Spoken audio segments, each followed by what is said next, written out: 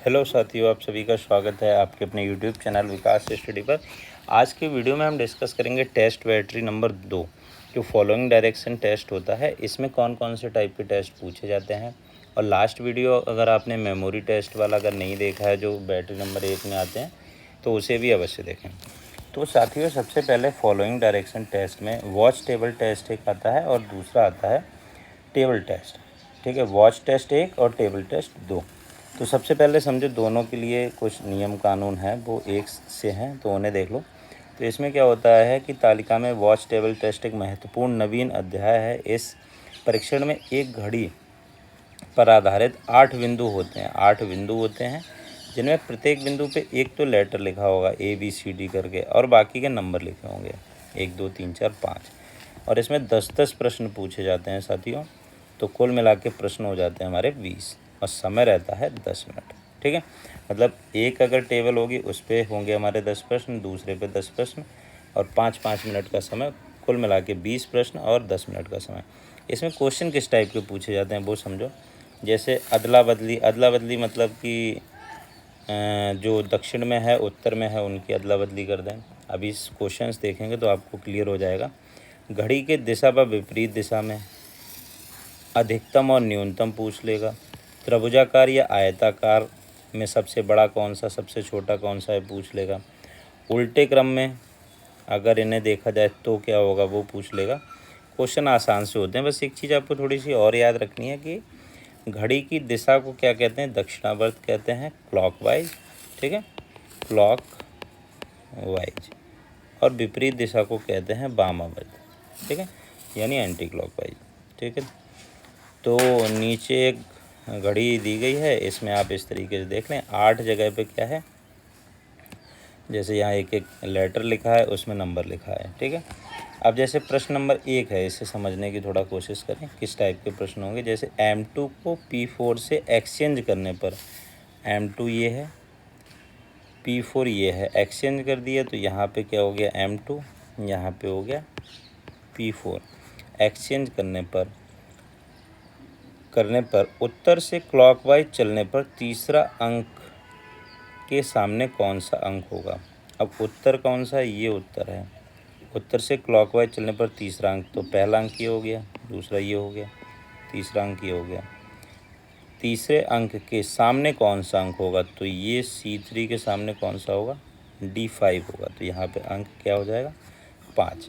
इस तरीके से साथियों प्रश्न पूछे जाएंगे। कोई खास कठिन नहीं होते हैं, लेकिन थोड़े लैंग्वेज घुमा फिरा के दी जाती है तो वो आपको ध्यान रखना। अब जैसे दूसरा प्रश्न है, उत्तर से पश्चिम तक एंटी क्लॉकवाइज चलने पर, उत्तर से पश्चिम तक, पश्चिम ये हो गया, एंटी क्लॉकवाइज तो घड़ी की दिशा इधर हुई, लेकिन ये नहीं, एंटी क्लॉकवाइज पूछा मतलब इस साइड में। एंटी क्लॉकवाइज चलते में बीच के अंक के विपरीत कौन सा होगा, तो बीच का अंक ये है, इसके जस्ट विपरीत कौन सा है, P4। अंक के विपरीत कौन सा होगा, तो P4 होगा। ठीक है, समझ आ गया साथियों। इसी तरीके से देखो अगला क्वेश्चन देख लेते हैं। अगले क्वेश्चन में क्या है कि B2 को M2 से, M2 को R1 से, तो B2 को M2 से, ये B2 को M2 से मिला दिया, M2 को R1 से मिला दिया, R1 को P4 से मिला दिया, P4 को B2 से मिला दिया। तो एक मतलब वर्ग बनता है, वर्ग या आयत बनता है। तो पूरब में कौन सा अंक होगा, तो पूरब में तो हमारा अंक यही रहेगा C3, तो ऐसे C3 हो जाएगा।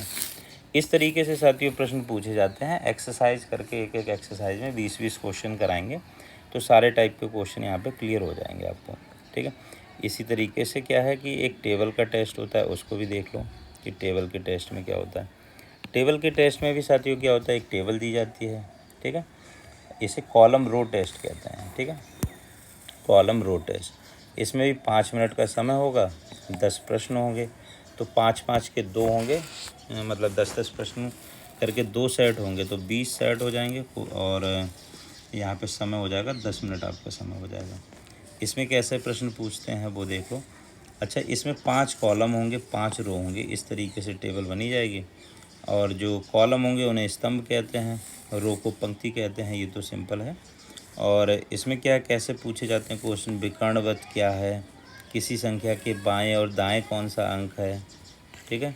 ऐसे किसी अंक के ऊपर और नीचे का अंक क्या है, एक पंक्ति को दूसरे पंक्ति से परिवर्तित कर दें तो कौन सा अंक आएगा, एक स्तंभ को दूसरे अंक से स्तंभ को परिवर्तित करने का केस आएगा कहीं पे, ठीक है। तो जैसे यहाँ पे एक टेबल दी गई है, इसमें आप देखो ऐसा कौन सा अंक है जो एक के ठीक ऊपर आता है।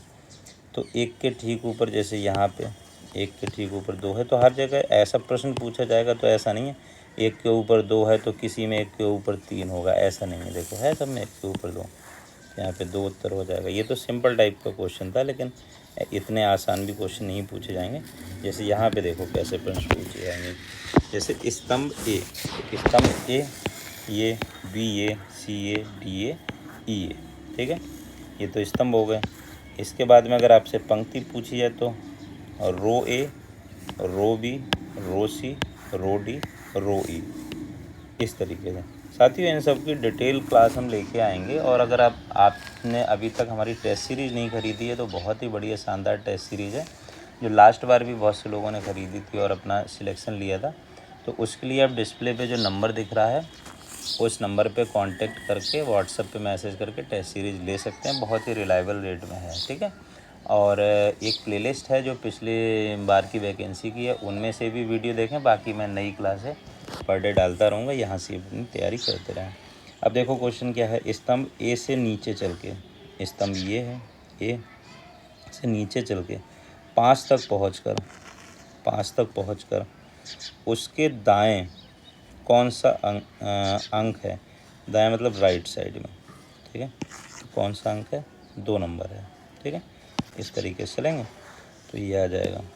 तो साथियों इस तरीके के यहाँ पे प्रश्न पूछे जाते हैं और इसको हम किसी और वीडियो में डिस्कस करेंगे। पूरे के पूरे 20 क्वेश्चंस को यहाँ पे डिस्कस करेंगे। धीरे धीरे इस टाइप के सारे क्वेश्चन आपके हो जाएंगे तो आपको कॉन्सेप्ट क्लियर हो जाएगा, ठीक है। तो मिलते हैं अगली वीडियो में। बहुत बहुत धन्यवाद।